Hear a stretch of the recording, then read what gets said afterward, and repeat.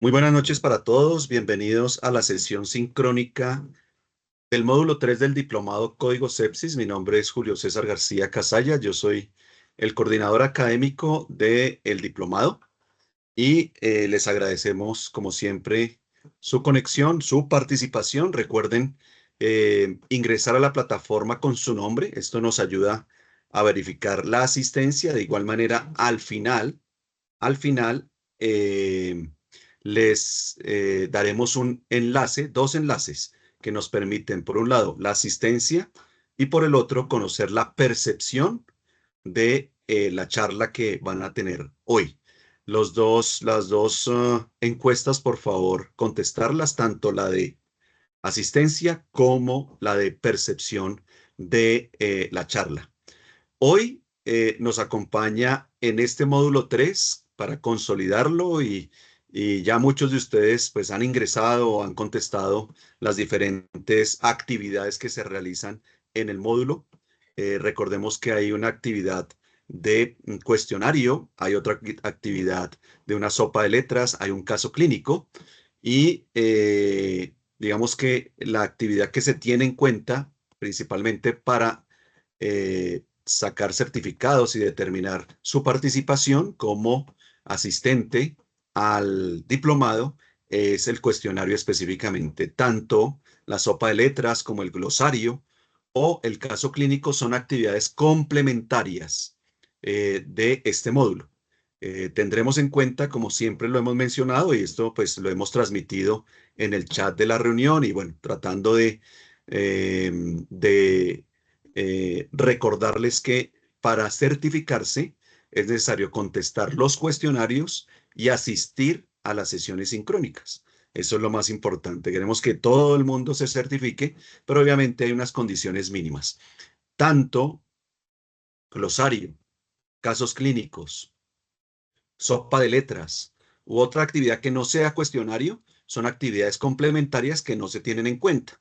Digamos que aparecen dentro del módulo, pero al final de esta sesión les voy a hacer un pequeño resumen de cómo vamos, cuántas personas ya pueden certificarse a la fecha y cómo, digamos, esta participación pues ha dado sus frutos. Agradecemos mucho su participación, realmente el grado de interés que ha despertado este diplomado, que consideramos que ha sido o es prioritario para los sistemas de salud, principalmente pues aquí en Colombia, pero también nos acompañan colegas de Panamá, de Ecuador, de Costa Rica, de Perú y obviamente diferentes regiones y diferentes profesionales de la salud en Colombia.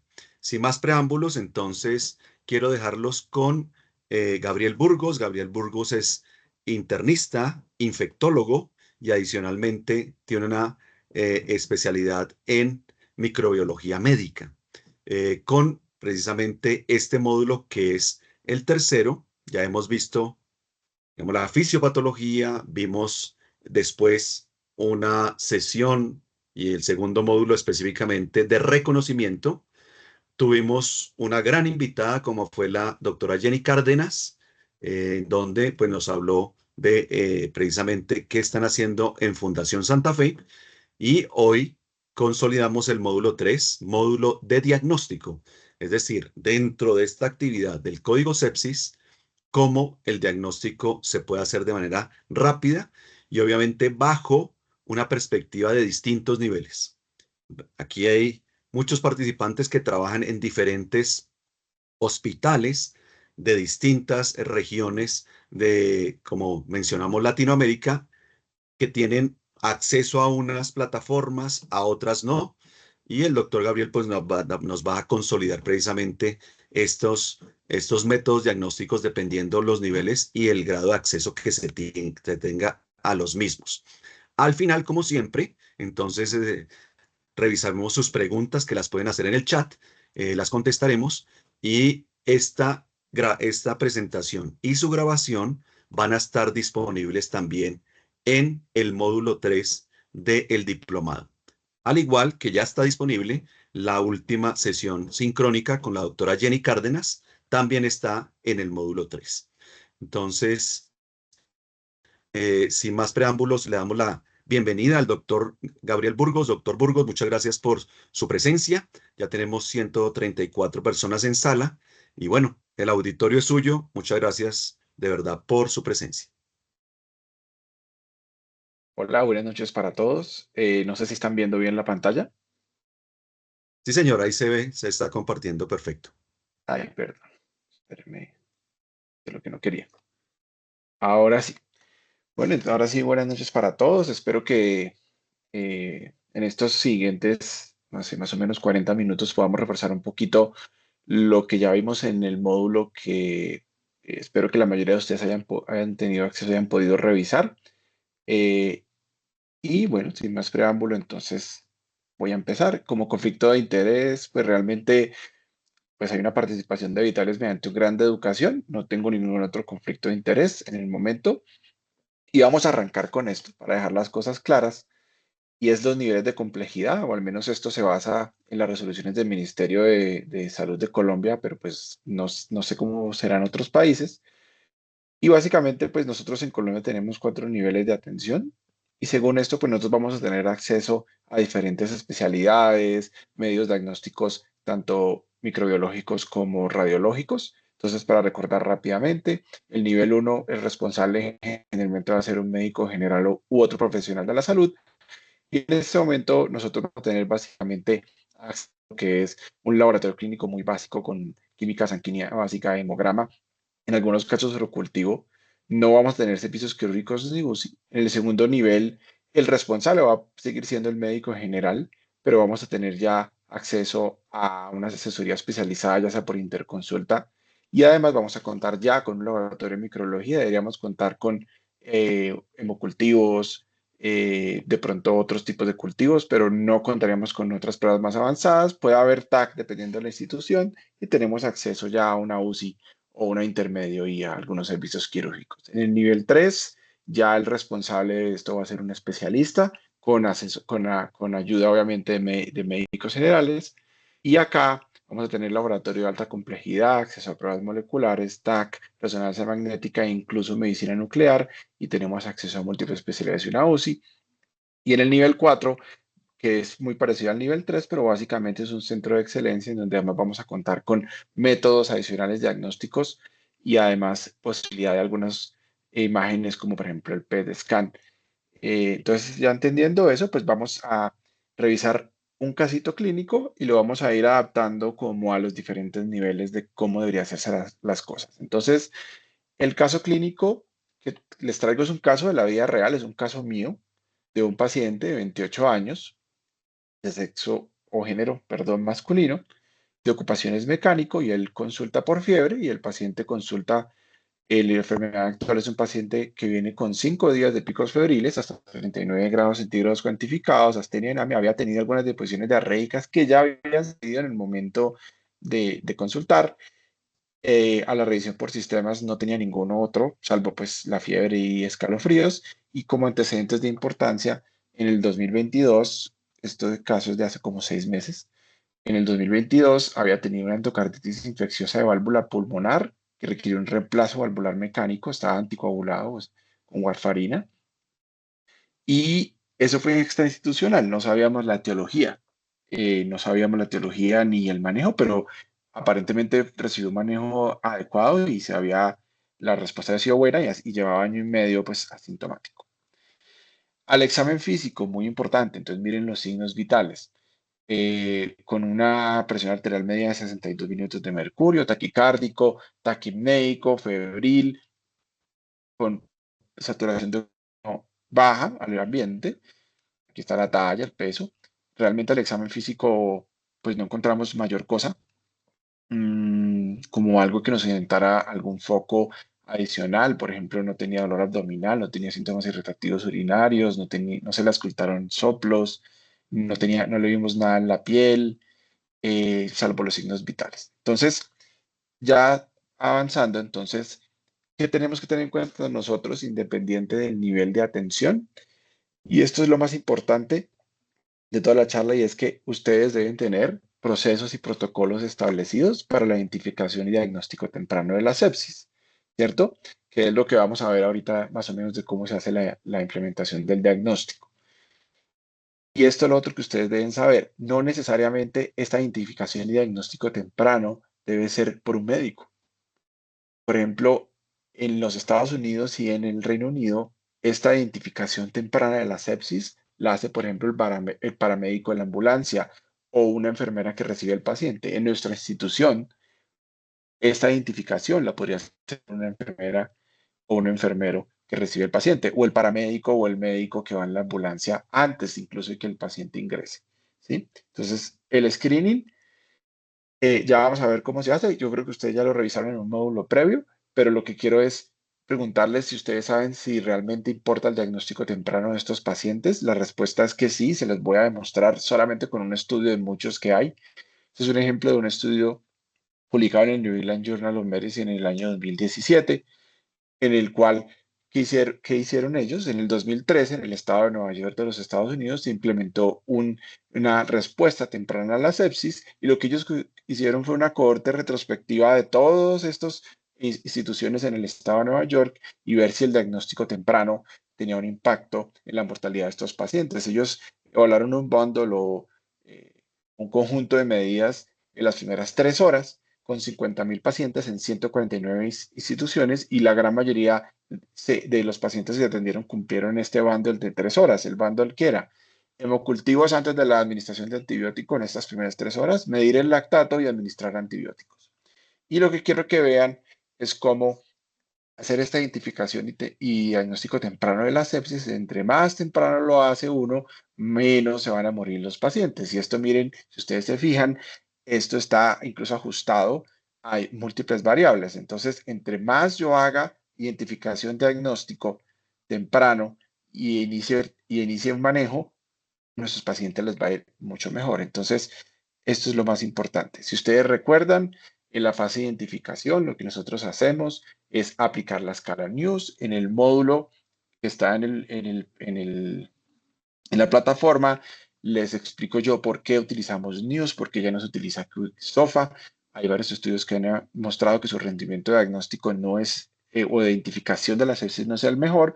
Es el algoritmo que se utiliza en la clínica de la SABA. Y acá, esto es importante antes de revisarlo rápidamente, es que aquí nosotros tenemos un punto de corte de 10, pero generalmente es de 8. Esto es porque en esta institución se validó este score con 10. ¿Listo? Pero aquí puede ser 8. Y ustedes recuerdan que básicamente el news, que lo puede hacer el médico, como lo dije, o el paramédico, o él o la enfermera que está al ingreso del paciente, calcula este score de news, que ya se lo vamos a calcular a nuestro paciente, y según este resultado, de 0 a 4 hacemos las cosas con calma, de 5 a 9 procedemos a hacer otras escalas como SIRS, como SOFA, tomar lactato, hacer una historia clínica completa y evaluar un foco infeccioso. Y si encontramos esto alterado, digamos que se activaría el código sepsis, o lo otro es ya un news alto, que hace pensar que el paciente está grave, que requiere traslado a reanimación, y si sospechamos una sepsis o una infección, pues definitivamente iniciamos el código sepsis. Entonces, volviendo a nuestro caso, si ustedes recuerdan, entonces estaba taquipneico, le da 2 puntos, tenía una saturación de oxígeno baja al ambiente, le da 3 puntos, tenía una presión sistólica menor de 90, le da también 3 puntos, una frecuencia cardíaca entre 110 y 130, le da 2 puntos, estaba alerta y estaba febril, esto le da un punto más, en total le da 10 puntos. Entonces, en este caso, lo que nosotros hicimos en nuestra institución fue pasarlo a sala de reanimación, activar el código sepsis. ¿Listo?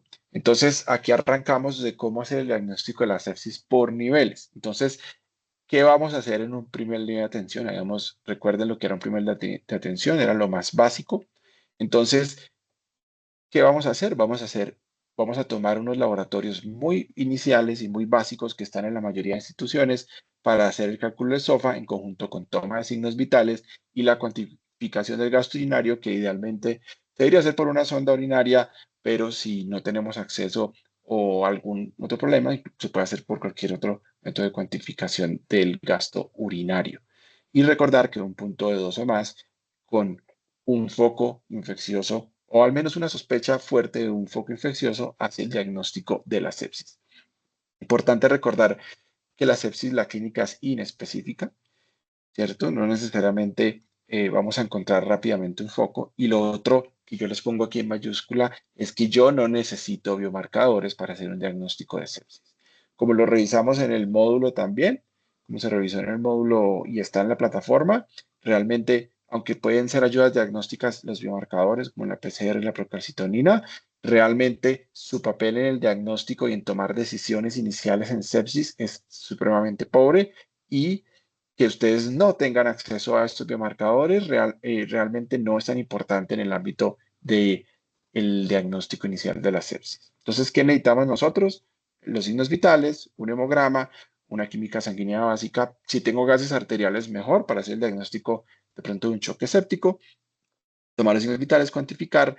Si tiene disponible pruebas de microbiología, pues ya lo vamos a ver en la parte de segundo nivel, pues tómelas. Y si tiene además radiología básica y una sospecha diagnóstica, pues también inicie esto. Es muy importante diagnosticar el choque séptico. Yo tengo 40 a 60 minutos para para diagnosticar el choque séptico. Si yo no tengo acceso a lactato y a gases arteriales, porque si ustedes recuerdan, un choque séptico debe tener un lactato mayor de 4 y además hipotensión. Si yo no tengo acceso a unos gases arteriales, pues podría evaluar la perfusión tisular y los signos vitales. Si el paciente tiene una presión arterial media por debajo de 65, que no responde a líquidos y además tiene una perfusión tisular elevada por un llenado capilar mayor a 3 segundos, pues esto es probablemente un choque séptico, no necesitan necesariamente el lactato. Aquí se irá a iniciar la reanimación y además ustedes pueden evaluar o diagnosticar si el paciente responde a líquidos con unas medidas dinámicas que ya les va a mostrar una que se puede hacer muy sencillo en el servicio de urgencias, que les puede ayudar a ver si el paciente es respondedor a líquidos, que se llama la elevación pasiva de las piernas. Esta es una estrategia en la cual lo que ustedes pueden hacer de una manera muy fácil es colocar al paciente con una cabecera elevada a 45 grados, permitir que baje la sangre aquí a las piernas y luego se le eleva las piernas también a 45 grados con ayuda de la camilla, obviamente no ustedes, y lo que haría esto es retornar la sangre o devolver la sangre hacia el corazón, y esto aumentaría el gasto cardíaco. Como están en un primer nivel, ustedes no tienen cómo medir el gasto cardíaco, pues lo que ustedes podrían hacer es evaluar el aumento de la presión sistólica, y si se aumenta un 15%, esto indicaría una respuesta a fluidos.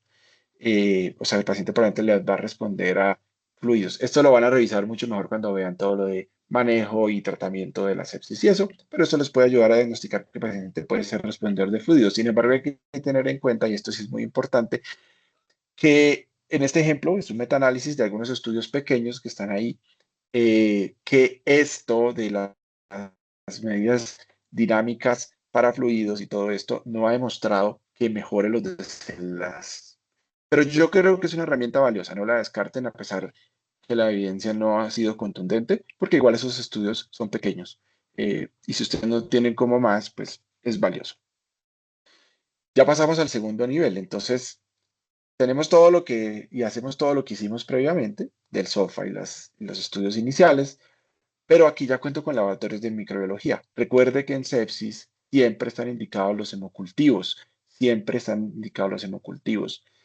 Y aquí ya deberíamos tener sí o sí cómo tomar niveles de lactato para el diagnóstico de choque séptico y hacer un manejo inicial temprano.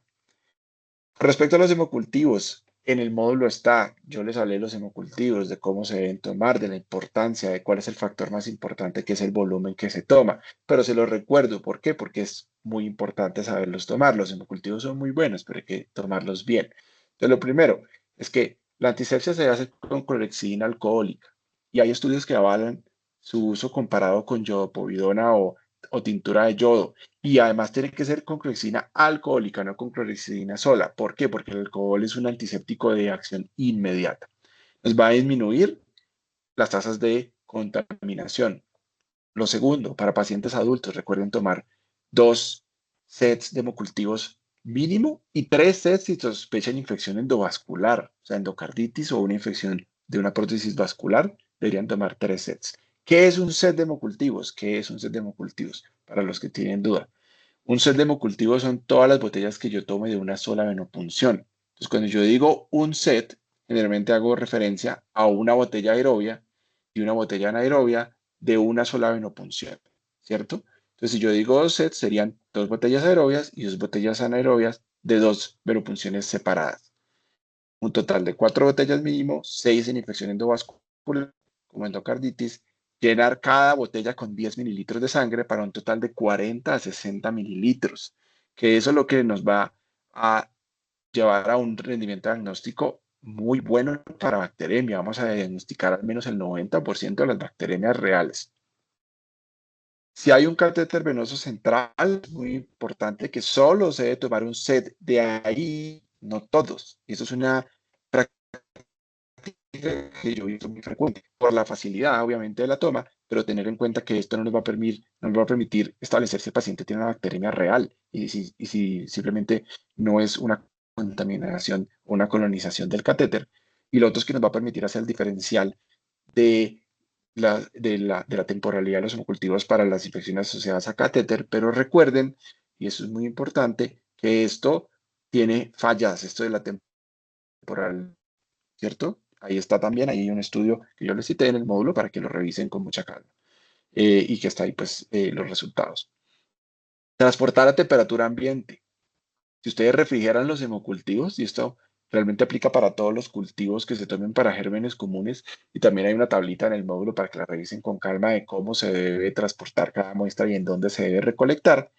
Si ustedes lo refrigeran, pueden matar los microorganismos y entonces no va a crecer nada. No preincubar, no refrigerar las botellas, utilizar un sistema automático de monitoreo. Hoy en día ya todas las instituciones de segundo nivel en adelante deberían tener un BITEC o un sistema de monitoreo de hemocultivos que son que aumentan el rendimiento diagnóstico y además ustedes deben saber cuánto se les contaminan. No debe superar, de todos los hemocultivos que ustedes toman, la tasa de contaminación no debería superar el 3%. Si ustedes tienen más de 3% de contaminaciones, tienen que revisar cómo se están tomando los hemocultivos, si sí se están haciendo con clorexina alcohólica, si se está haciendo con técnica séptica, si se están tomando no todos de los catéteres centrales, etcétera, porque tienen una falla en la toma de los hemocultivos y eso conlleva a peores desenlaces por sobreuso de antibióticos. Otras cosas adicionales importantes de los hemocultivos. No cultivar la punta del catéter. Esto ya no se hace. ¿Por qué? Porque tiene una pobre correlación con las bacteremias y conlleva al sobreuso de antibióticos. No utilizar tomas complejas para los hemocultivos, como horarios diferentes o esperar a la fiebre, ¿sí? Que incluso, bueno, si ustedes miran las guías, por ejemplo, endocarditis europeas, ellos todavía hacen una recomendación ahí como de esperar que 12 horas porque las bacterias pueden ser transitorias o no están todo el tiempo, pero realmente los americanos sí dicen que uno no debería hacer tomas complejas porque esto lo único que va a hacer es que yo no tome los hemocultivos bien. Entonces, mi recomendación es no se enreden, tómenlos todos en una sola, como ya les dije. Recuerde que el 95% de los microorganismos crecen en las primeras 48 horas. Si no ha crecido en las primeras 48 horas y ustedes creen que el paciente sí tiene una bacteremia, vuelvan a tomar hemocultivos. Hay algunas excepciones. Si es una endocarditis por el grupo HASEC, si es una brucela, ya sea endocarditis, espondilocitis o lo que sea, o si son sobre todo cándida, el crecimiento se puede demorar un poquito más. 5 días para cándida y HASEC y 7 a 10 días para brucela. Entonces, eh, recuerden esto porque si ustedes están sospechando una enfermedad fúngica invasora, por ejemplo, o es una endocarditis, pues de pronto tienen que esperar a los hemocultivos e incluso llamar al laboratorio y pedir que extiendan el tiempo. Puede tomar 3 aerobios y un anaerobio si sospecha cándida o si sospecha un microorganismo aerobio porque tuvo una infección previa por pseudomonas o por acinetobacter, porque recuerden que estos son gérmenes que no van a crecer en la botella de anaerobios, pero sí en la de aerobios. Entonces, ustedes pueden jugar con eso. Y lo otro es que recuerden que algunos gram positivos anaerobios facultativos, como el Streptococcus pneumoniae y como el Staphylococcus aureus, pueden crecer mejor en los anaerobios. ¿Sí? Solo un dato curioso. Hemocultivos de control sí o no, sí, depende de las indicaciones, depende del paciente. Entonces, cuando el paciente tiene aislamiento de Staphylococcus aureus o un Staphylococcus lugdunensis, sí, porque son altamente virulentos y se debe demostrar que se aclara la bacteremia. En la fungemia también, recuerden, 40, bueno, esto ha ido cambiando, entonces hay gente que sí que a las 24 horas para estafilococo, otros dicen que 48, pero bueno, en general déjenle que al menos 48 horas para todos. Para gram negativos también es controversial. Si no hay una respuesta clínica adecuada, sí. Si el paciente tiene un foco endovascular o un riesgo de una infección endovascular, como por ejemplo prótesis valvulares o prótesis endovasculares, también sería razonable. Y hay gente que en otros contextos, por ejemplo, renales crónicos, también le gusta hacer seguimiento de hemocultivos de control. Incluso hay un estudio de Lancet que lo pueden buscar del año 2021-22 en el cual se demostró que los hemocultivos de control gram negativos disminuía la mortalidad, pero es una práctica que todavía es controversial y no está claramente establecido. Sin embargo, si ustedes lo quieren hacer, no estaría mal. Y la pongo la última en negrilla porque esto también es controversial, es que hay gente que toma hemocultivos de control para evaluar si están frente a una contaminación por contaminantes usuales de piel, como epidermis, Corynebacterium, etcétera. Pero pues lo pongo en negrilla porque esto, lo que digo, es controversial. Entonces, hasta acá en el segundo nivel, en los primeros 60 minutos que deben haber solicitado ustedes, o incluso idealmente haber tomado. Entonces, hay unas prioritarias y unas complementarias. Las prioritarias es que deben haber tomado los hemocultivos, idealmente antes de iniciar el tratamiento antibiótico. Tomar gases arteriales y lactato. Solicitud de cultivos de otros focos. Entonces, ahí pongo solicitud. ¿Por qué? Porque no necesariamente lo tienen que tomar en la primera hora, sobre todo del foco que sea. Si obviamente es un foco, sospechan sistema nervioso central o sospechan un foco intraabdominal, pues no se va a lograr en la primera hora. Pero si es una infección de vías urinarias o si es un foco pulmonar, ustedes pueden tomar el urocultivo o el cultivo de esputo, que como vieron está en el módulo también. Está recomendado tomarlo en la sospecha de neumonía con sepsis. Se debería solicitar, se debería hacer idealmente en la primera hora. Si ustedes tienen acceso a antigenurias para Streptococcus o Legionella en un paciente con una neumonía, lo pueden hacer. Tienen buen rendimiento si lo tienen disponible. Los test para virus respiratorios, principalmente influenza, sería ideal que la tomaran en esa primera hora. Recuerden que el antígeno de influenza tiene pobre rendimiento diagnóstico, especialmente en inmunosuprimidos, y lo ideal es que se hiciera por una prueba molecular, ya sea sola o múltiple. Y los paneles moleculares, que son obviamente los que se pueden tomar inmediatamente, que son básicamente para enfermedad diarreica aguda o, bueno, también crónica, o para pulmón, se pueden tomar idealmente en la primera hora con resultados rápidos, pero les pongo ahí entre comillas tercer nivel porque esto normalmente va a estar disponible en un tercer nivel. Complementarias, todo lo que tiene que ver con el cálculo del SOFA, solicite, no necesariamente las tienen que hacer, solicite las imágenes diagnósticas dirigidas al foco que usted sospecha. Y aquí les pongo interrogado, proteína C reactiva de procalcitonina. Interrogado, ¿por qué? Porque ya les mencioné, no son necesarias para el diagnóstico del manejo de la sepsis. Yo preferiría priorizar otras cosas. Aquí les voy a hablar algo que les, muy rápido, porque yo no soy experto en esto, pues yo no soy radiólogo, no soy emergenciólogo, ni soy intensivista. Y es el uso de el point of care ultrasound o la ultrasonografía en la cabecera del paciente, que cada vez ha venido cogiendo más fuerza para el diagnóstico de enfermedades infecciosas y de sepsis.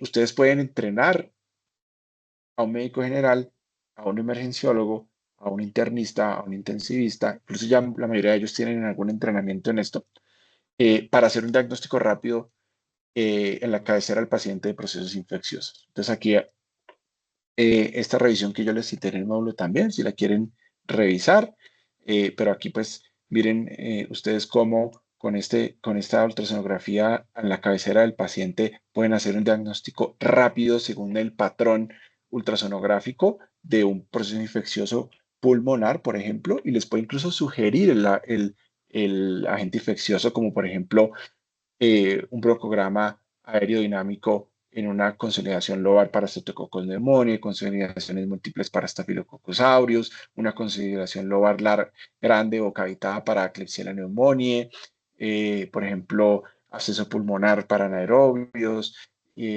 múltiples nódulos para hongos, y sobre todo en inmunosuprimidos, etc. También está descrito para varios tipos de infecciones, incluyendo infecciones intraabdominales. Incluso en esta revisión que yo les cité, ustedes pueden ver que les recomiendan qué tipo de ecógrafo o sonda ecográfica utilizar, de baja o de alta frecuencia y la forma que debe tener y de dónde deben buscar cada cosa. Por ejemplo, por ejemplo, obviamente buscar, entonces con una sonda lineal y de alta frecuencia en el cuadrante inferior derecho, una apendicitis. También pueden buscar, por ejemplo, aquí en el abdomen superior con con una sonda curvilínea y de baja frecuencia, pueden buscar todos los procesos infecciosos hepatobiliares, sitios hepático, etcétera. Lo que les digo, yo no soy experto en esto, pero quiero que sepan que es una opción supremamente válida, fácil, si se entrena al personal, rápida, que nos puede orientar el manejo del paciente. Y lo otro es que además, y yo creo que esto lo vienen haciendo los emergenciólogos y los intensivistas hace rato, es que pueden utilizar la ultrasonografía a la cabecera del paciente para evaluar el estado de la sepsis del paciente o del choque séptico del paciente y evaluar incluso si el paciente puede beneficiarse de uso de líquidos o no. Entonces, por ejemplo, miren acá, ponen las tres estadios de la sepsis, un estadio hipovolémico, uno distributivo y uno cardiogénico, como mirar pulmón, corazón y abdomen, ustedes pueden determinar en qué fase está. Entonces, por ejemplo, para evaluar si el paciente se beneficia de líquidos, ustedes pueden encontrar un pulmón normal o líneas A, pueden encontrar un corazón hiperdinámico o colapso sistólico y pueden encontrar una vena cava inferior de tamaño disminuido, que si ven acá es un tamaño menor de 2.1 centímetros y que se colapsa más del 50% con un valsalva, ¿sí? Y por ejemplo, aquí también está, lo mismo podemos hacer para el distributivo, en el cual encontramos un estado hiperdinamico, líneas B y un aumento de la vena cava normal, que básicamente es un tamaño grande mayor a 2.1 centímetros y que se colapsa en 50%. También podemos detectar el corazón de sepsis o la cardiomopatía asociada a sepsis con un estado hipodinámico, difusión diastólica o reducción de la fracción de eyección. Y además podemos ver otros focos infecciosos.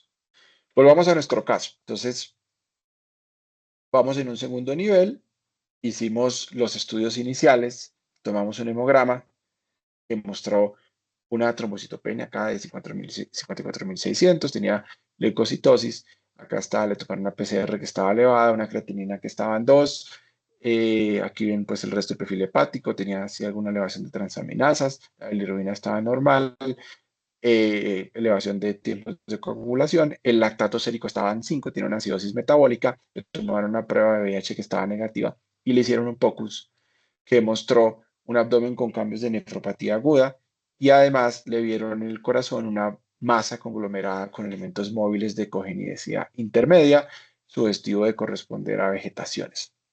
Ventrículo derecho severamente dilatado y con disfunción del ventrículo derecho. En este momento se hizo un score de SOFA de 7 puntos, se diagnosticó la sepsis. Ya en este momento pues ya se había hecho todo lo de cultivos, inicio de antibiótico y todo lo demás. ¿Sí? Aquí solo para que ustedes vean. eh, esto es aquí este es el tag del paciente. Perdón. Para que ustedes vean que tenía además múltiples nódulos pulmonares, algunos cavitados, sugestivos de embolismos sépticos, y además la masa que tenía la masa que tenía era tan grande en la válvula pulmonar que se veía en el TAC, se veía en el TAC.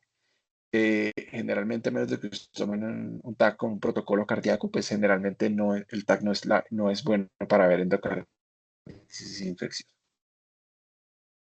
Bueno, el reporte de estas imágenes son lo que ya les mencioné, que tenía pues una más vegetación, los nódulos parenquimatosos periféricos cavitados, secundarios a óvulos sépticos, la mastina y dilatación del ventrículo derecho. Y en este momento de nuestro paciente tuvimos hemocultivos positivos 4 de 4 a las 14 horas de incubación con cocos gram positivos. Entonces, acá estamos en un segundo nivel, no tenemos acceso a pruebas moleculares. Entonces, ustedes recuerdan la línea de tiempo del diagnóstico de la bacteremia, pues es bastante demorada. Si ustedes miran, ustedes toman los hemocultivos en el día 1, más o menos para el día 2 el hemocultivo va a salir positivo, por lo que habíamos visto, y en este momento se hace una cloración de Gram que puede orientar algo del tratamiento empírico, pero puede ser inadecuado. Entre el día del 3 y 4 se hace un subcultivo, que lo que hago yo es que cojo este cultivo de acá, este caldito de acá, y lo siembro en agar, dependiendo de lo que haya salido, agar McConkey para gram negativos o agar chocolate, por ejemplo, para chocolate o otro medio pues, selectivo para gram positivos. Y esto se puede demorar 3, 4 días y luego hasta el quinto día es que ya se pasó al automatizado, tuvimos identificación y se tuvo un antigrama y todas las pruebas adicionales como Carba NP, Carba 5, etc. Entonces es muy importante saber que esto es demorado y que si ustedes le dan una terapia empírica inapropiada al paciente, pues la mortalidad aumenta 5 veces y más o menos un cuarto de los pacientes van a tener una terapia empírica inadecuada. Entonces, como ustedes están en un segundo nivel, yo les pregunto, ¿ustedes pueden acortar este tiempo? Pues sí lo pueden hacer. No lo pueden hacer tan rápido como con métodos moleculares, pero para gram negativos, el CLSI tiene un manual de cómo hacer unas pruebas de susceptibilidad directas en agar y me puedo saltar o puedo acortar el paso del subcultivo a la identificación más el antigrama.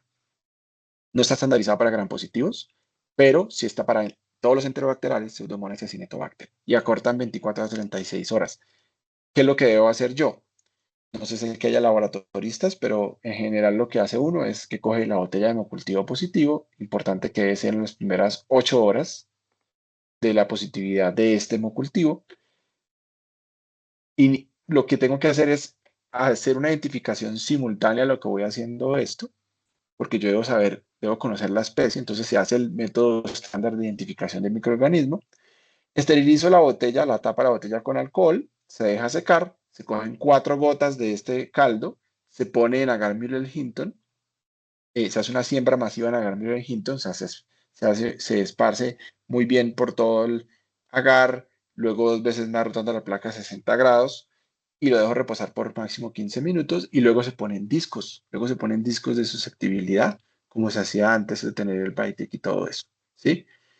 Se deja incubar por 15 minutos, se deja, perdón, reposar por 15 minutos y luego se incuba por solamente un tiempo muy corto, de 8 a 10 horas, eso varía de la especie y el antibiótico, 16 a 18 horas. Y en esto ya puedo leer los resultados de susceptibilidad. Recuerde que se interpreta solo si son enterobacteriales, Pseudomonas aeruginosa o Acinetobacter baumannii. ¿Qué antibióticos puedo testear? Miren, tan corto, en 8 a 10 horas para enterobacteriales, puedo saber en 8 a 10 horas de un hemocultivo positivo si es una BLE. ¿Sí ven? Acá, ceftriaxona, se puede leer 8 a 10 horas. Si sale un disco, ahí está en el CLSI, está cuánto debe medir el disco y todo. Si este disco muestra ser resistente, probablemente es una BLE y ustedes ya saben. Pero si le sale susceptible, pues podrían incluso desescalarse. O si les sale resistente, pues aumentar el espectro. Miren todo lo demás que se puede probar: ampicilina, meropenem, trimetoprim-sulfa. Esto es para pseudomonas. Miren que se puede probar cefepime a las 16-18 horas de incubación, ceftazidime a las 16-18 horas, ciprofloxacina a 8 horas, meropenem a 8 horas. Y lo mismo para Cinetobacter. Podemos probar ampicilina sulbactam tan solo entre 16 y 18 horas. Lo mismo con el cefepime meropenem, 8 a 10 horas. Entonces, para que ustedes sepan que en un segundo nivel, o si de pronto tienen restricción de los paneles por costo, esto les puede acortar el tiempo de manera considerable solo para estas especies, pero con esto se pueden lograr varias cositas. Directo a los automatizados, o sea, yo puedo coger el hemocultivo positivo y sembrarlo directamente en el Bytec, en el microscan. Pues esto todavía no está estandarizado, todavía no se sabe. Esto es un estudio como con 200 muestras clínicas, en los cuales lo que hicieron fue un proceso ahí rápido que se le hace al caldo y se inocula directamente, pues se pasa al Bytec o al Phoenix. Y realmente, si ustedes se fijan, las tasas, estos de errores muy mayores son falsos resistentes, mayores son falsos sensibles, y esto es intermedio cuando era sensible. Pues si ustedes se fijan, para Bytec son menores del 1% en este estudio. No está estandarizado, pero es posible que en el futuro esto salga y lo podamos utilizar. Aquí ya llegamos entonces al tercer nivel. Aquí ya contamos con métodos moleculares. El panel de hemocultivos, y esto es muy importante, se debería realizar en todos los pacientes con hemocultivo positivo y lo siguiente: sepsis o choque séptico, inmunosuprimidos, sospecha de neuroinfección, cuando tengan levaduras o tenga riesgo de gérmenes multiresistentes, ¿sí? Esto sí es muy importante, eh, que lo revisen en el módulo de la plataforma, porque ahí está el rendimiento diagnóstico y las gérmenes que identifican. Por cuestiones de tiempo no voy a volver a repasar esto que está en el módulo, pero por supuesto si tienen preguntas, los podemos revisar al final. Entonces, acá, ¿qué otras cosas ya en un tercer nivel podemos tener? Entonces, aquí está otra vez como la guía de los hemocultivos y toda esta cuestión secuencial que se toma, que sale positivo, perdón, que se incuba, sale positivo y luego se subcultiva y luego se le hace la prueba de susceptibilidad. Pues en el tercer nivel podemos contar con los paneles moleculares, que no son solo, pues también son para otros métodos, otros focos que están en el módulo, que lo pueden revisar con calma. También podemos contar con un Malditov, que nos permite hacer una identificación muy rápida en 10 minutos de la especie, pero no tenemos pruebas de susceptibilidad. Y podemos hacer también el estudio rápido de su susceptibilidad antimicrobiana, que fue lo que les expliqué previamente con los agares. Hay unos métodos directos que ya les voy a explicar un poquito más de esto, pero esto no está ampliamente disponible en ninguna parte, ni siquiera en Estados Unidos o Europa. ¿Qué otros métodos diagnósticos deberíamos tener disponibles en el tercer nivel? Podemos tener hemocultivos para hongos y micobacterias. Los hemocultivos para hongos son muy buenos para cándida porque acortan el tiempo de positividad en un promedio de 24 a 36 horas, pero no aumentan en la sensibilidad, pero sí se detecta más rápido. Entonces, si los tienen y ustedes sospechan hongo, puede ser. También con algunos métodos adicionales de lisis centrifugación, entre otras cosas, pueden incluso detectar histoplasmosis, pero se demora bastante, un mínimo de como aproximadamente 4 semanas, y pueden buscar fungemias por modos, pero pues eso es rarísimo. Los de micobacterias son excelentes, tienen un excelente rendimiento para micobacteremias, por ejemplo, por MAC, por Mycobacterium complex en inmunosuprimidos, y para tuberculosis, para micobacterias por tuberculosis o tuberculosis diseminadas. Son muy buenos, tienen muy buen rendimiento, pero tienen un tiempo de espera muy largo. O sea, se demoran en promedio 4 semanas en salir positivos. Entonces, ustedes siempre deben tener pruebas moleculares para tuberculosis, para diferentes muestras. No alcanzo, obviamente no alcanzamos a revisar todo esto de las pruebas moleculares de tuberculosis en tan poco tiempo, pero ustedes deben recordar que hoy en día son una herramienta muy fácil de acceder en nuestro país y en otros países de Latinoamérica, que dan resultados muy rápidos en horas, dan resultados de susceptibilidad en horas y que tienen un rendimiento diagnóstico muy superior a las baciloscopias y que incluso dependiendo de la plataforma es prácticamente una sensibilidad igual a la de los cultivos para micobacterias. Entonces, hoy en día ustedes deben tener acceso a esto. Siempre que ustedes sospechen tuberculosis hoy en día, deben tomar una prueba molecular. ¿De dónde se puede hacer la prueba molecular? Se puede hacer de esputo, se puede hacer de tejidos. Hay estudios en los que para tuberculosis diseminada se puede hacer de sangre y se puede hacer de orina y el rendimiento es aceptable. El único rendimiento bueno, realmente es de esputo, pero valioso. Deben tener antígeno de criptococo. Recuerden que el antígeno de criptococo hoy en día es la mejor forma de diagnosticar la criptococosis diseminada o criptococosis meningia. Tiene sensibilidades y especificidades por encima del 95% para meningia y del 90% para diseminada. Galactomanano es muy importante tenerlo para pulmón. En lavado broncoalveolar inmunosuprimido, rendimiento también muy bueno. Y el antígeno histoplasma, que también es hoy en día la forma más fácil de diagnosticar histoplasmosis diseminada, con rendimientos diagnósticos superiores al 90% para sensibilidad y especificidad. Urinario, también se puede hacer en suero, pero se recomienda más que todo urinario. Entonces, acá en resumen tenemos una hora, identificamos la sepsis, la diagnosticamos, identificamos el sepsis, iniciamos manejo, tomamos laboratorios para el SOFA, tomamos hemocultivos, tomamos otros cultivos dirigidos a foco, tomamos panel respiratorio gastrointestinal si lo tenemos disponible. Si son cultivos que requieran procedimientos, pues tenemos idealmente 6 horas, pero pues obviamente yo entiendo que a veces no es posible. Gases arteriales, con toma de lactato, evaluar la respuesta a líquidos si puedo, y a las 6 horas idealmente debería tener ya tomadas las imágenes y si tengo una forma de acceder a ultrasonido en la cabecera del paciente guiada por personal entrenado, un radiólogo, sería lo ideal. Y aquí podemos tomar pues ya los otros, líquido cefalorraquídeo, infección intraabdominal, piel y tejidos blandos. Para evaluar cómo tomar estos, recuerden que están en el módulo, en la plataforma. Está ahí claro cómo es tomar y cómo interpretar y etcétera. Y están también los rendimientos de otros paneles que lo pueden revisar con calma. De vuelta a nuestro caso, entonces el panel salió positivo.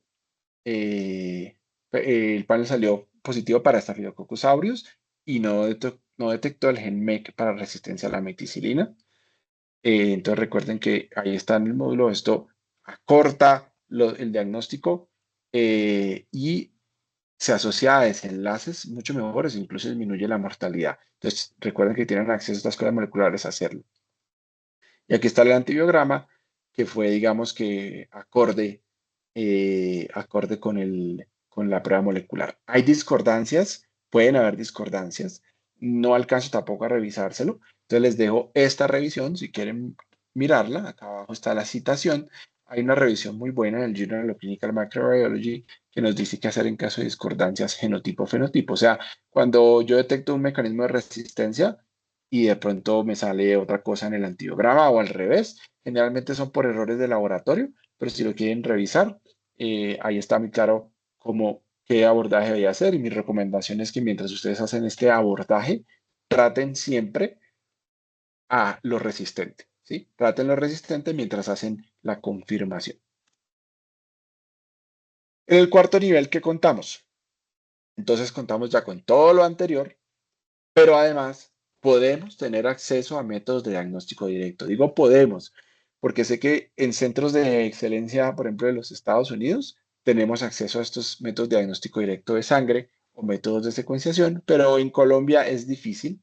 De pronto los de secuenciación sí se pueden acceder, pero no son rápidos. Se demoran porque hay que enviarlos por el Instituto Nacional de Salud o fuera del país.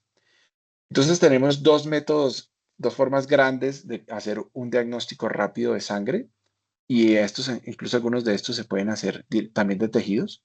Los de secuenciación se pueden hacer de tejidos. Entonces, son dos. Los basados en amplificación de ácidos nucleicos, o sea, basados en PCRs, más otras cositas que pueden ser hibridación o algo ahí novedoso que se llama el T2 por resonancia magnética, que ya vamos a hablar un poquito más. Y los métodos de secuenciación, que tenemos básicamente dos. El método de escopeta, que hablamos también en el módulo, que se llama el test de Carios, es una plataforma comercial, está disponible, vale $3.000 el test, pero se puede hacer, uno puede enviar las muestras. ¿Y qué es lo que hace este test de Carios? Lo que hace es que coge DNA, coge todo el DNA en plasma no humano, ¿sí? O sea, ellos filtran y sacan todo el DNA humano porque tienen pues digamos que tienen todas las secuencias humanas y lo que hacen es que amplifican y secuencian todo este gen no humano y se sabe cuál es la especie. E incluso para algunas especies puede tener resistencia, por ejemplo el MK para el estafilococo. Y tenemos la secuenciación del 16S bacteriano. También hay uno para hongos, secuenciación del ribosoma, de una secuencia de ribosoma de hongos, pero esto generalmente se hace es directo de tejidos. ¿Listo? Y no da su utilidad. Y de los métodos basados en ácidos nucleicos, entonces están todos estos de acá. Inicialmente teníamos Roche Septifaz e Irídica, que se sacaron del mercado porque eran muy costosos y tenían muy pobre rendimiento. Y actualmente tenemos estos disponibles en el mercado, no están en Colombia, no sé, en otros países de Latinoamérica, que son Septitest, Magicplex Sepsis y el Bio, que lo que hacen es que cogen la sangre, directo de la sangre, se hace un método muy engorroso y eso se amplifica y se hace una PCR múltiple, como la otra, pero la otra es directo de hemocultivo, positivo, ¿cierto?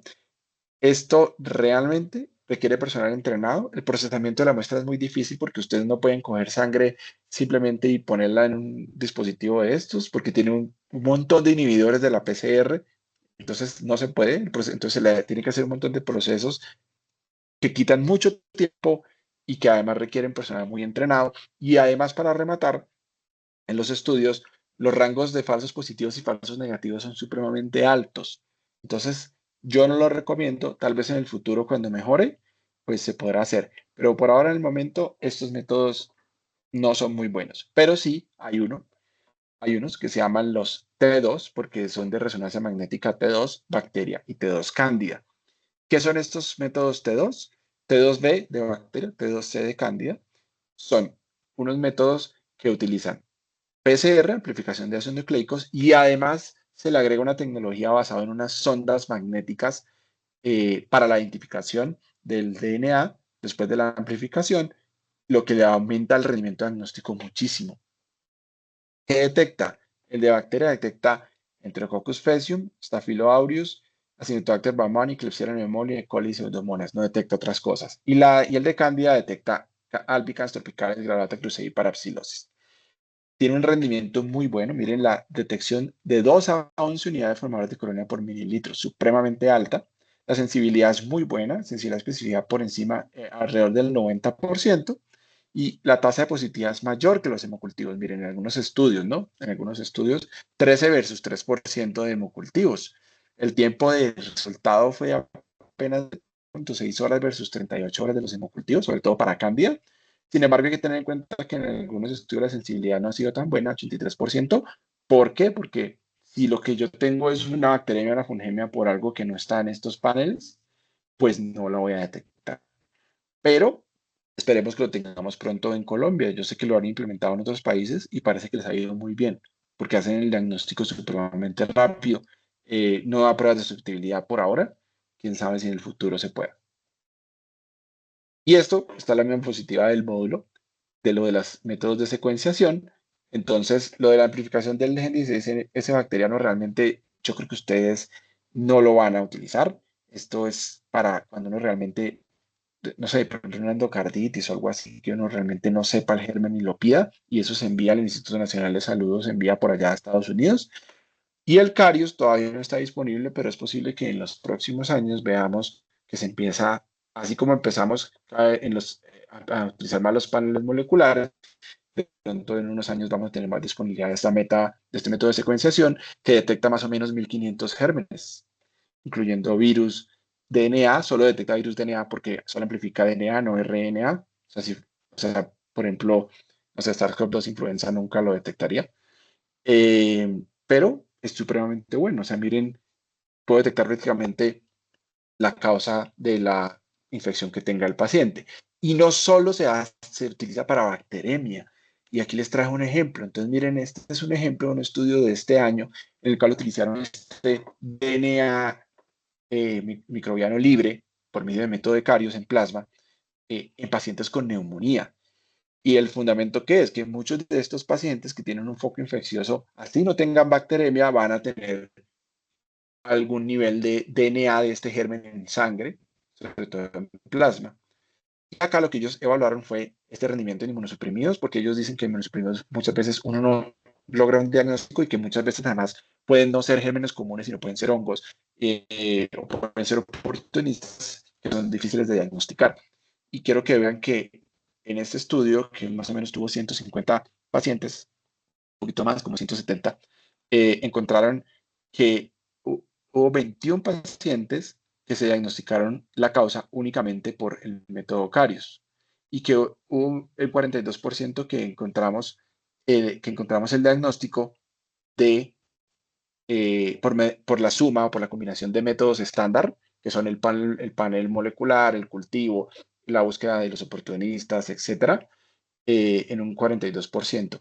Entonces, muy interesante, muy costoso. Todavía no lo vamos a implementar, pero tal vez en unos años sepan ustedes que esto va a ser supremamente útil. Problemas que trae, pues, con que haya un poquito de DNA lo va a amplificar. Entonces, por ejemplo, bacteremias de estas que son, por ejemplo, con los dientes y tienen unas bacterias transitorias que no tienen importancia clínica, puede salir positivo, puede ser por flora, la flora intestinal podría salir, o sea, hay que verlo con pinzas y verlo con calma, pero muy interesante, sobre todo en inmunosuprimidos. Esperemos que en unos años lo tengamos disponible en nuestro país. Los resultados son rápidos, 48 horas, con el transporte incluido, en Estados Unidos, ¿no? Miren acá, estos son los ejemplos de lo que identificó, básicamente de bacterias, pero identificó varios hongos, incluso un virus DNA. Volviendo a nuestro caso, entonces, bueno, ya se le había iniciado oxacilina, se llevó a recambio valvular, hemocultivos de control negativos, se dio el choque, el paciente se fue a piso, iba lo más de bien, y como a los 3 días de estar en el piso empezó a hacer fiebre, y fiebre, y no le pasaba con nada. Nosotros lo hemocultivamos en 2 ocasiones, no tuvimos nada, se le hizo un ecocardiograma transesofágico y no hubo evidencia de vegetaciones, realmente la válvula se veía bien. Entonces no sabíamos muy bien de dónde, tenía imágenes, no le veíamos muy bien de dónde, se le solicitó un PET, se le solicitó un PET scan. Y quiero que miren lo interesante del PET scan para el diagnóstico de enfermedades infecciosas. La mayoría de la gente lo conoce claramente para, para oncología, pero miren, por ejemplo, esto es una revisión sistemática de algunos estudios con una calidad de la evidencia baja, moderada, pero bueno, en lo que hay para Staphylococcus aureus. Y quiero que miren que si yo le hago un PET scan en la bacteria por Staphylococcus aureus, disminuyo la mortalidad porque encuentro los focos, encuentro bacterias complicadas, puedo encontrar espondilodicitis, puedo encontrar abscesos, ¿sí? Y miren acá que en la fiebre de origen desconocido también es muy útil. Del 25 al 60% de los pacientes que tienen fiebre de origen desconocido, yo le encuentro una causa con el PET. Es importante saber que si el PET es normal, prácticamente tiene un valor predictivo negativo del 100% para causas focales de fiebre de origen desconocido. Causas focales me refiero a un absceso o algo así. Y aquí están algunas indicaciones y algunas, digamos que donde no se sabe muy bien. Entonces, miren, indicaciones mayores para hacer PET scan, la osteomielitis periférica, la osteomielitis espinal, súper bueno el PET scan, lo pueden hacer y les puede diagnosticar una osteomielitis. La fiebre de origen desconocido, para vasculitis, que esto no es infeccioso. ¿Dónde puede ser útil? Y cada vez está saliendo más evidencia y sí lo hemos utilizado y incluso ya está recomendado, por ejemplo, por la AJA, para infecciones de marcapasos y de los electrodos, para infecciones de dispositivos intravasculares. Entonces, por ejemplo, si el paciente tiene una prótesis de aorta, una prótesis de, bueno, cualquier cosa de estas, las que tienen fístulas, se puede hacer el diagnóstico por esto. Hay algunos estudios para ver si la tuberculosis sigue activa, pero pues eso no está bien claro. ¿Y dónde no es claro? ¿Dónde no es claro? Las infecciones de pie diabético. No es claro que sirva para diagnosticar si eso está infectado y si tiene osteomielitis. Las infecciones periprotésicas. No es claro. ¿Por qué? Porque en promedio se demora 3 años en que se pierda como la inflamación por la cirugía en cadera y 5 años para rodilla. Entonces, por eso no sé. Y endocarditis la ponen acá. Van a decir, pero ¿cómo así que endocarditis están las guías nuevas y eso? Pues porque en endocarditis es súper buena para endocarditis de válvulas protésicas, pero es súper malo para endocarditis de válvulas nativas. Bueno, entonces por eso pone ahí, no claro, realmente sí está claro, protésica sirve, válvulas nativas no sirven. Aquí lo mismo, para prótesis vasculares la certeza diagnóstica del 95%, para osteomielitis crónica, miren, es súper bueno, incluso llega a ser mejor que la resonancia y el scan con galio, obviamente es costoso. Nosotros tenemos acceso en esta institución, pero yo sé que la mayoría de ustedes de pronto tienen, pero saber que es una herramienta diagnóstica valiosa. Volviendo a nuestro caso, nosotros le tomamos un PET-CT y miren, esta no es la imagen real, pero bueno, hizo una hipercaptación en la pleura y encontramos que aparentemente el estafilococo pues también le había causado un empiema, se llevó a un drenaje quirúrgico más de corticación, más de atrapamiento y el paciente le mejoró y le pasó la fiebre. Completó 6 semanas de oxacilina intrahospitalario, le fue muy bien y incluso lo vimos alguna vez por consulta externa y el paciente está ahorita muy bien. Y eso era todo. Eh, Espero que les haya gustado. Espero que también si tienen dudas, preguntas, muy atento. Y este es mi correo si alguien tiene alguna duda, quiere que les envíe alguna referencia, no están de acuerdo con algo que dije, lo que sea, por supuesto, aquí yo les puedo responder también por correo. Gracias, doctor Burgos, por su interesante presentación. tenemos aquí varias reacciones dentro del chat donde pues agradecen y dan likes y aplausos dentro de la plataforma. Iniciamos con las preguntas, tenemos varias preguntas. Con respecto a los hemocultivos, existen muchos paneles que obtienen resultados en 1 hora, 48 o 72 horas. La pregunta ¿es esto absolutamente necesario? ¿Ese tipo de paneles de hemocultivos? Entonces, la respuesta es, si yo los tengo disponibles, sí. ¿Por qué? Porque si yo tengo este resultado, está ampliamente demostrado por metaanálisis, por muchos estudios, que los pacientes se mueren menos. ¿Por qué? Porque si yo hago el panel, yo obtengo rápidamente la especie y obtengo además genes de resistencia que me orientan a la terapia antibiótica. Entonces, mi respuesta es, si yo tengo la disponibilidad del panel, mi paciente está séptico y tengo una bacteremia, tengo que hacer el panel. A mí no me parece lógico esperar. Si el paciente de pronto tiene una bacteremia, no está séptico, no está inmunosuprimido, está bien y yo quiero esperar, bueno, pero en un contexto de sepsis, yo no creo que sería razonable no hacerlo. No veo como una indicación de no hacerlo. Indiscutiblemente se ha visto la costo-efectividad de los paneles, ¿no? En el sentido de, claro, uno puede manejar una epidemiología institucional, pero mucho, mucha multidrogoresistencia viene de la parte ambulatoria, inclusive de la parte intrahospitalaria, que el panel rápidamente nos permite generar una respuesta terapéutica adecuada y temprana respecto a tener el cultivo al final, ¿no? Y eso se ha visto en la costo-efectividad en todo sentido. Disminuir presión antibiótica, disminuir tratamientos no necesarios, ¿cierto? Disminuir efectos secundarios en los pacientes, etcétera, etcétera. Eso se ha visto y claramente, como lo dice el doctor Burgos, pues si usted lo tiene disponible, genere un protocolo específico, ¿cierto? Algunas instituciones lo tenemos. Para bacilos gram negativos específicamente decimos sí, para cocos gram positivos, evaluémoslo, de pronto es una contaminación. Recordar que importante tener los sitios distintos, hay momentos en donde se toma la muestra del mismo sitio, entonces salen 4 de 4 hemocultivos positivos y resulta que se tomó del mismo sitio, etcétera, etcétera. Todo esto hay que tenerlo muy presente y obviamente depende de cada institución y la idea es protocolizar digamos, el uso de estos paneles que ayudan, pero también pueden generar sobrecostos, claramente. Eso sí, claramente está bien. La doctora Natalia Gaviria, ¿qué cultivos y cuánto recomienda tomarle a un paciente en sepsis con VIH de novo?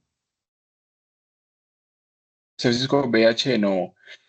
Oye, esta es una pregunta difícil porque esos son pacientes que pueden tener muchas cosas al tiempo. Entonces, los hemocultivos, evidentemente, hay que tomarlos y ya ahí viene a jugar qué disponibilidad tengan ustedes. Entonces, en un VIH de nuevo, sí o sí tengo que tomar un antígeno de criptococo. Si tengo un pulmonar, yo también, o un compromiso linfadenopático o hepático o hematológico, un antígeno de citoplasma urinario. Eh, También debo evaluar pruebas de tuberculosis. Los pacientes con VIH, si el paciente tiene fiebre, si el paciente tiene tos, no importa el tiempo de duración, siempre debo pensar en tuberculosis. Incluso estos pacientes pueden tener una radiografía tórax normal. Eso es algo que deben tener siempre en cuenta. Entonces, también uno debería evaluar la toma de pruebas para tuberculosis si el paciente tiene alguna de las anteriores. Y ya otros cultivos vamos a mirarlo con calma. Entonces, si el paciente tiene síntomas urinarios, evidentemente debería tomar urocultivo y uroanálisis. Si no tiene, o si tengo un foco, pues, digamos que alterno, pues no sería necesario. Tampoco, si el paciente tiene un antígeno criptococo negativo y no tiene nada neurológico, pues no necesitaría tomar muestras del sistema nervioso central. Eh, si el paciente tiene diarrea, definitivamente sí o sí, ustedes deberían hacer un panel molecular de la deposición, porque es muy frecuente que hagan infecciones por oportunistas o por bacterias. como Salmonella, por ejemplo, o Campylobacter, que se pueden detectar rápidamente en el panel. Y si no tengo disponibilidad de estos paneles, pues hacer un cuerpo cultivo y un índice modificado para ver esto, parásitos y todo lo demás. En este momento creo que no se me ocurre nada más. Esto creo que esa es una pregunta, pues digamos que bastante amplia, pero básicamente es eso. Buscar, siempre buscar los oportunistas en un VH nuevo que yo no sé qué tan inmunosuprimido está. Siempre buscar el criptococo, nunca se les olvide. Y siempre tomar hemocultivo si está séptico. Y lo demás, pues, que les mencioné. Espero que eso responda a su pregunta. Igual, cualquier cosa, pues yo estoy atento también al correo, si quiere alguna información adicional. Gracias, doctor Burgos. Con cerca de 200 participantes ha generado bastante audiencia de esta tercera sesión, específicamente de diagnóstico. El doctor Franco González, en aras de no sobreutilizar exámenes, así estén disponibles, y en aras del adecuado uso de los recursos en el sistema de salud, ¿cuáles son los indicadores, las indicaciones puntuales de realizar FilmArray, panel molecular, respiratorio y gastrointestinal en un paciente con sepsis de estos orígenes, tanto respiratorio y gastrointestinal, porque la idea tampoco es hacerlo a todos así estén disponibles? Sí, de acuerdo, porque podemos llegar a un sobreuso y aumentar los costos. Esto creo que lo dijo el doctor García, y es que ustedes tienen que tener un protocolo implementado en su institución de a qué pacientes sí, a qué pacientes no. Básicamente, a cuáles nosotros sí le hacemos generalmente. Entonces, paciente que tenga neumonía severa, o sea, paciente que requiera intubación orotraqueal o que tenga un choque séptico asociado a una neumonía, o paciente que esté severamente inmunosuprimido y tenga una neumonía, se le debería hacer panel, ¿sí? Eh, Pacientes con una sospecha de una neumonía viral, ustedes podrían hacer un panel para detectar influenza, sobre todo, ¿sí? Porque les dije que el antígeno en inmunosuprimidos es inadecuado. Y el panel gastrointestinal también, nuevamente, tiene que evaluar un protocolo, pero ¿a quiénes básicamente uno les hace el gastrointestinal? A los inmunosuprimidos. A los inmunosuprimidos y a los pacientes que tienen choque asociado a una enfermedad diarreica aguda. De resto, no le veo mayor indicación de estos paneles. De pronto, una diarrea crónica persistente que no le encuentre un foco o no le encuentre un microorganismo podría ser útil. Pero básicamente, inmunosuprimidos y cuadros severos, choques sépticos, neumonías con intubación o diarreas que llevan a choque. Y recordar que el panel gastrointestinal no es para diagnóstico de clostridoides. Tenemos GDH y toxinas, ¿cierto? Y esto nos ayuda y tiene un rendimiento diagnóstico importantísimo, porque en muchas instituciones se sobreutiliza el panel gastrointestinal Sí, para determinar clostridoide y no es necesario. Simplemente GDH y toxina A y toxina B. Ahora, si hay discordancia entre GDH y toxina A y toxina B, probablemente allí es donde podemos utilizar el panel el panel. gastrointestinal. Pero de resto, es cierto, esta pregunta es muy valiosa y nuevamente, protocolizar, y es muy importante, digamos, en ese sentido, y digamos con las referencias que se han dejado en este módulo, y ustedes pueden empezar a protocolizar esto en su institución. Muy bien, ya está disponible en la plataforma dos enlaces. Uno para la asistencia y el segundo para medir la percepción de la charla. Vemos cómo les pareció la charla, en qué podemos ir mejorando, y esto nos sirve mucho a todos los organizadores aquí del Diplomado Código Sepsis, que recordemos que siempre es un esfuerzo de la Universidad de La Sabana, Facultad de Medicina, y también del Laboratorio Vitalis, que nos ha dado un gran de educación precisamente para hacer este tipo de encuentros y de educación continua, que es fundamental para instituciones que queremos progresar en esta estrategia para disminuir mortalidad. La doctora Catalina Rodríguez dice: ¿cuánto disminuye el rendimiento de los hemocultivos posterior a la primera dosis de antibiótico? Eso varía mucho dependiendo del estudio que uno mire, pero hay estudios que puede disminuir hasta un 75%. Entonces, no significa que no los van a tomar si iniciaron los hemocultivos. Significa simplemente que es mejor si los toman antes. Pero sí, y sobre todo varía mucho el germen. Entonces, por ejemplo, Si el paciente tiene una bacteremia por Staphylococcus aureus o tiene una bacteremia por Pseudomonas, estos son gérmenes muy virulentos que probablemente con una dosis o un día de antibiótico van a crecer. Pero si ustedes tienen un Streptococcus, por ejemplo, una endocarditis por Streptococcus, o algún germen así que es muy sensible a los antibióticos y es poco virulento, probablemente le va a salir negativo con una sola dosis. Entonces la respuesta es, varía el germen, varía el estudio, y lo ideal es tómenlo antes si se puede, pero pues tampoco van a diferir el inicio por toma de hemocultivos. Muchas palabras de felicitación, muchas gracias, muchas gracias. El doctor Báez, muchas gracias, súper. El doctor Carlos Felipe Gómez, muchas gracias. Victoria Ángel, muy interesante, gracias. Bueno, varios datos de agradecimiento. Eh, Carlos Felipe Gómez, el doctor Gómez nos dice cuál es la escala de severidad que recomienda en estos casos. Yo creo que esto lo va a revisar el doctor Julio, tal vez, en el otro módulo, creo, no sé. Sí, vamos a Pero hacer una revisión general del tratamiento específicamente. Ujú. sí, y el doctor Millán también. Pues yo la verdad, la que yo recomiendo es SOFA. Hay un montón, eso lo vamos a revisar con calma, junto con el doctor Julio y con el doctor Millán, ¿cierto? En esos siguientes módulos. Exactamente. Pero sí, es la que más utilizamos y más que un dato puntual es el delta del SOFA, hacia dónde está yendo el paciente, eso nos ayuda muchísimo. Bueno, más adelante, muchas gracias, muy claro el contenido de la charla, doctor Rafael Cotes. Una pregunta, la doctora Ana María Salazar. Bueno, ella es la jefe, Ana María Salazar. Yo soy enfermera. El esputo, como prueba molecular de TB, tiene un tiempo específico de toma, así como los hemocultivos, y puedo tomar un aspirado para la toma. Muchas gracias. Mm, si preguntan si tienen un tiempo específico, lo que entiendo yo es, hace referencia a si tiene una temporalidad de la sospecha hasta la toma, la respuesta es no.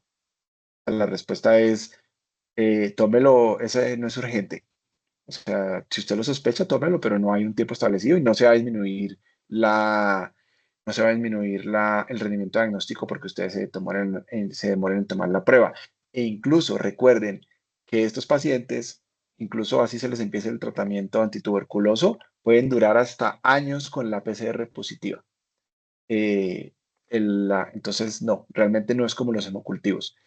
El aspirado, entiendo aspirado como si al paciente le hacen un aspirado, por ejemplo, por terapia respiratoria. La respuesta es sí se puede, si la muestra es de buena calidad.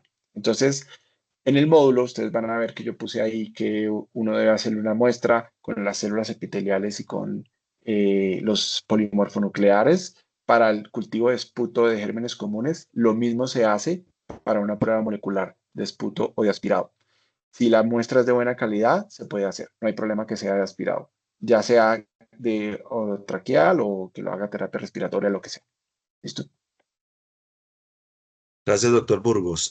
Recordemos que ahorita vamos a hacer unas precisiones respecto al rendimiento del módulo, de los módulos que llevamos hasta ahora, porque se han generado muchas preguntas en el chat respecto a que si se tiene en cuenta, no se tiene en cuenta, etcétera. Ahorita, al final, cuando terminemos las preguntas, haremos una pequeña presentación y precisar para todos los asistentes y que todos estemos claros.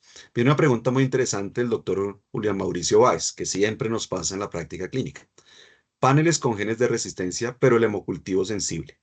¿Qué se debe hacer? ¿Se realiza de escalonamiento, es decir, se ajusta la terapia o se sigue de acuerdo con los genes de resistencia que muestra el panel?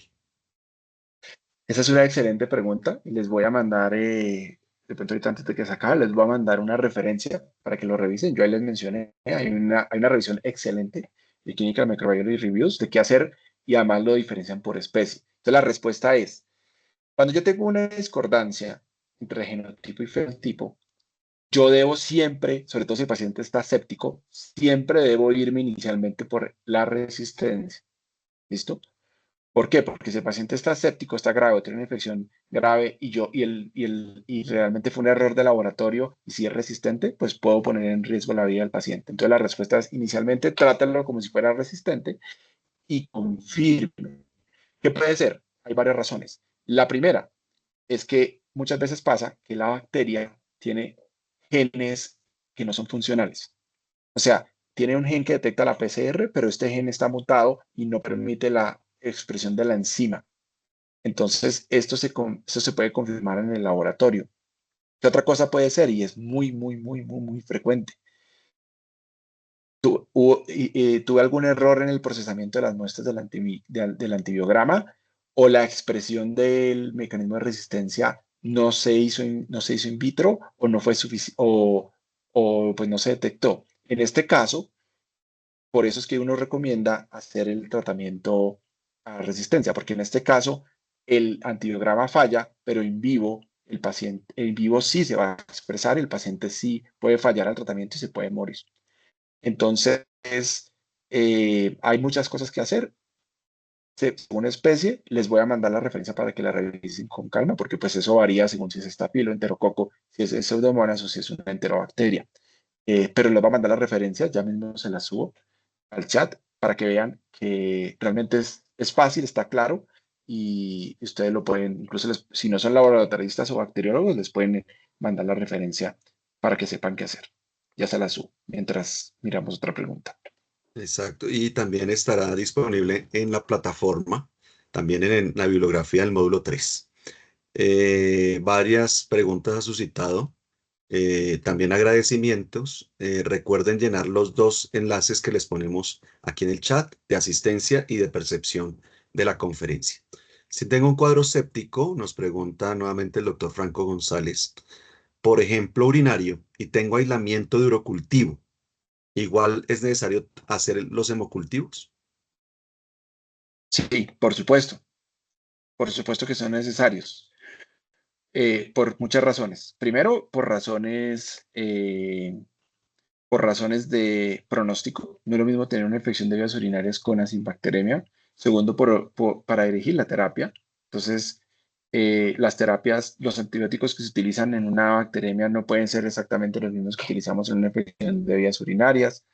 Debemos confirmar también la susceptibilidad y que sea el mismo germen en sangre y a veces el tiempo de tratamiento. Entonces, cuando los pacientes tienen bacteremia, hoy en día ha venido entrando más el uso de terapias acortadas, pero digamos que de terapias acortadas, pero digamos que eso no aplica para todos los casos. No aplica para inmunosuprimidos, por ejemplo, con neutropenia, no aplica para pacientes con focos urinarios no controlados y el tener bacteremia nos extiende la terapia. Entonces la respuesta es que sí, sí deberían hacerlos, por múltiples razones, sí, sí lo recomiendo. En sepsis, ¿no? Si el paciente no está séptico, podría no hacerlo. Correcto, aquí nos mencionan, podrían compartir los protocolos. Recordemos que nosotros tenemos un libro guía, se llama Introducción al Código Sepsis. Allí pueden encontrar los protocolos e igual en el módulo 4 que vamos a tratar de consolidar lo que llevamos, ¿cierto? De reconocimiento, diagnóstico muy general y sobre todo de los paneles que tanta controversia siempre genera, de costo-efectividad. También tenemos una propuesta, sale de la Clínica Universidad de La Sabana, obviamente no es para que se implemente en todos lados, sino para que se estudie por los comités respectivos de sus instituciones y se defina si lo adoptan o lo ajustan, etcétera, y con mucho gusto podemos compartirlos, pero pueden también verlo en el libro Introducción al Código Sepsis. ¿Qué opinión le merece el galactomanán por inmunocromatografía? ¿Qué opinión? Pues básicamente depende del paciente. Entonces, si la muestra es de lavado broncoalveolar, es muy bueno, tiene un excelente rendimiento diagnóstico para aspergillosis pulmonar invasiva. Les comento que hay un metaanálisis de 2023 en el cual se encontró que niveles de el índice de galactomanano positivas, y en este momento no recuerdo mal, es un índice de más de 1.5. El rendimiento diagnóstico de la probabilidad de una aspergillosis es por encima del 90%. Entonces, dado carbolar sí, de esputo no. Y de sangre, de sangre, la respuesta es que depende del paciente. Si el paciente está neutropénico, tiene un rendimiento decente, pero en otros pacientes no. Eh, entonces creo que, bueno, espero que eso responda a su pregunta. Y obviamente hay diferentes formas de hacerlo. La inmunocromatografía es válida si se toma esputo y si es lo que tengo y si lo que yo tengo disponible. Perfecto, doctor Burgos, muchas gracias. Estamos un par de preguntas adicionales y con esto damos por concluida la sesión y compartiremos dos o tres aspectos para concretar lo que llevamos hasta ahora. Buenas noches, bendiciones. ¿Me podría aclarar si los paneles en hemocultivo solo se harán si estos últimos salen positivos? Entonces serán de mayor costo institucional, hemocultivo más panel. No hay posibilidad de hacer el panel solamente, sin hemocultivos, sin los cultivos adicionales. Entonces, lastimosamente, no se puede hacer directo de sangre. Como les mencioné, hay unos métodos que son como unos paneles basados en amplificación de ácidos nucleicos, que son directo de sangre, con un rendimiento diagnóstico muy malo y un costo muy alto. Entonces, no hay cómo hacerlos en el momento, que son esos que se llamaban Septifast y todo esto. Incluso varios han salido al mercado por muy mal, por pobrísimo rendimiento, sensibilidades del 50%. Le salía mejor hacer hemocultivos. Entonces, la realidad es que se debe hacer es directo del hemocultivo positivo, lleva la muestra, o sea, se utiliza la muestra, ¿sí? Entonces, no hay cómo. Se puede hacer el test Carius, pero vale $3.000, entonces tampoco en esto. Entonces, no, lastimosamente no. Toca directo de hemocultivo. PCR y procalcitonina, si bien no son para el diagnóstico per se, son útiles y se deberían solicitar para seguimiento de manejo del antibiótico. Cuando yo no tengo claro cuánto tiempo le debo dar al paciente. O sea, si yo tengo claro que el paciente tiene un foco que yo ya sé cuánto tiempo se le debe dar, el paciente está respondiendo, no debería utilizarlo. Si el paciente tiene un foco que no se ha podido drenar controlado, no viene bien, podría utilizar la procalcitonina como una guía para suspender el tratamiento antibiótico. Es como la única indicación. Pero realmente yo no lo recomendaría para nada más. De acuerdo, sirve Ah, eso es mucho es para controversial, el ¿no? Habrá seguimiento, gente sí. que me dirá que no. Sí, muchas veces la cinética de la procalcitonina nos ayuda muchísimo, ¿no? No es el dato único per se, sino tener varios datos que nos ayudan. Pero Exactamente. existen estudios que nos comparan procalcito, PCR y la relación neutrófilo-linfocito, que pues, han aparecido estos biomarcadores muy simples, muy sencillos, y donde uno dice, hace la relación neutrófilo-linfocito, neutrófilos sobre linfocitos, y eso ya da más de 10, o la PCR en aumento, uno diría, no, este paciente va peor y no es necesario hacer una procalcitonina. Eso son, digamos, nos puede ayudar para controlar también costos. Pero indiscutiblemente, si ya uno pide una procalcitonina, pues lo mejor es pedir la siguiente y hacer la cinética y revisarla. Bueno, doctor, aquí del doctor David Felipe Severiche, ¿existe en la actualidad alguna prueba rápida, así como paneles de sepsis para detección de otros mecanismos, OPRD, bombas de expulsión, etcétera? No solo carbapenemas y CTX.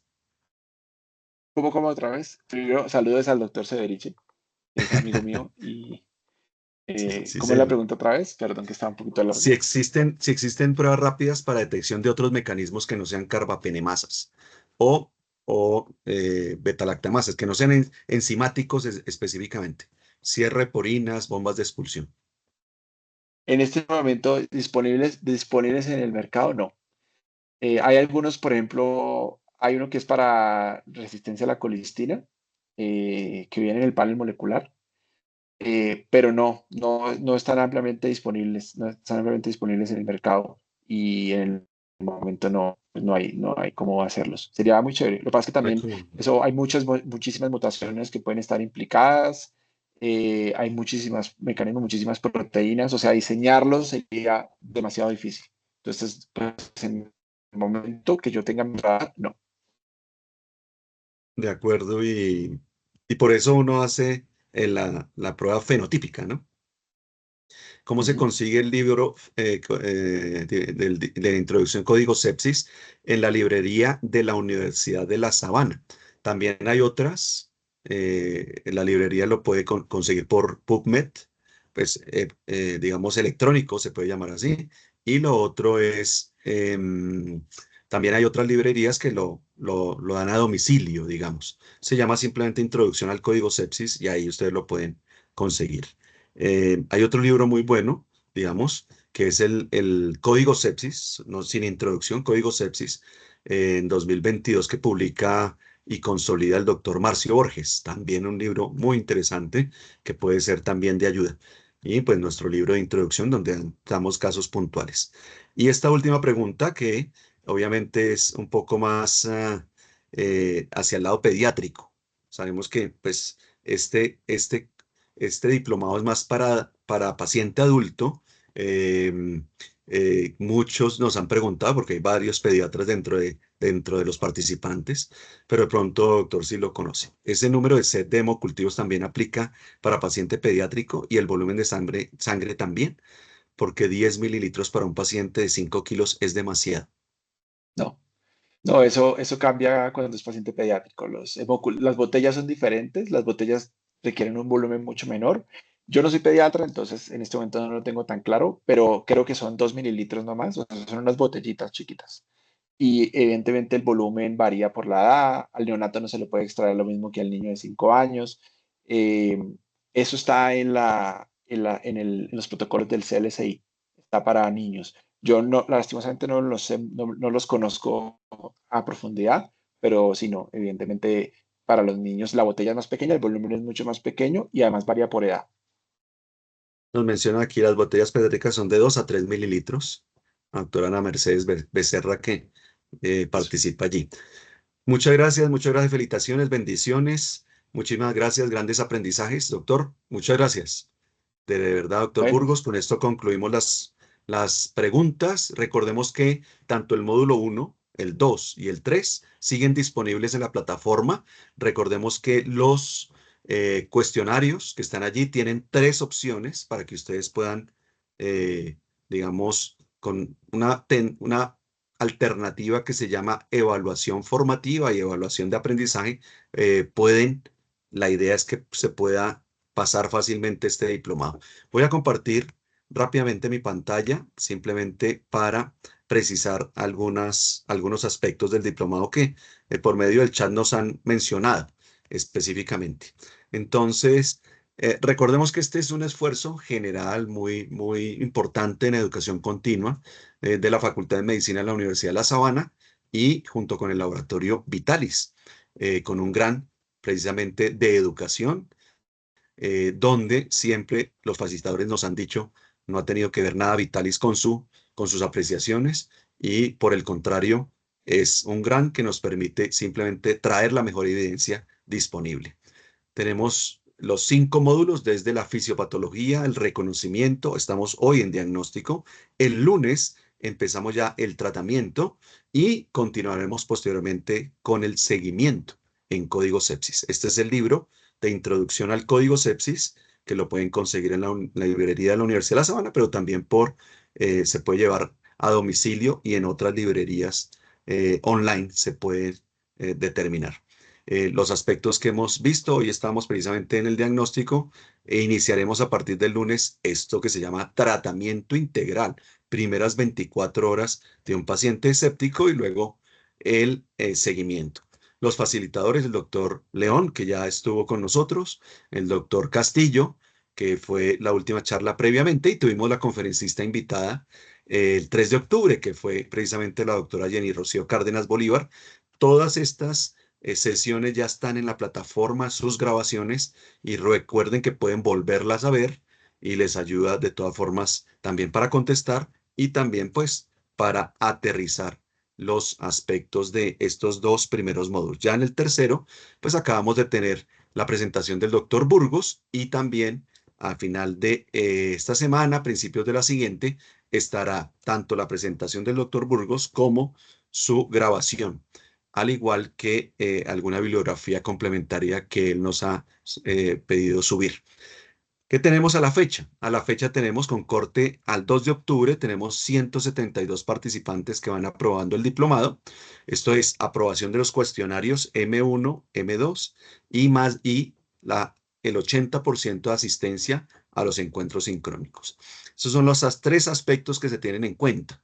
Recuerden que tanto los casos clínicos, el glosario, sopa de letras o cualquier otra actividad que no sea cuestionario, son actividades complementarias y no se tienen en cuenta en la evaluación, ¿cierto? Tenemos más o menos 63% de participación en los encuentros sincrónicos, que para hacer una actividad virtual, pues es promedio de lo que se espera. 18 personas nunca han participado del diplomado, desafortunadamente, pero sí tenemos la posibilidad de que de esos 250 que inicialmente se inscribieron, pues, han bajado cerca a 220.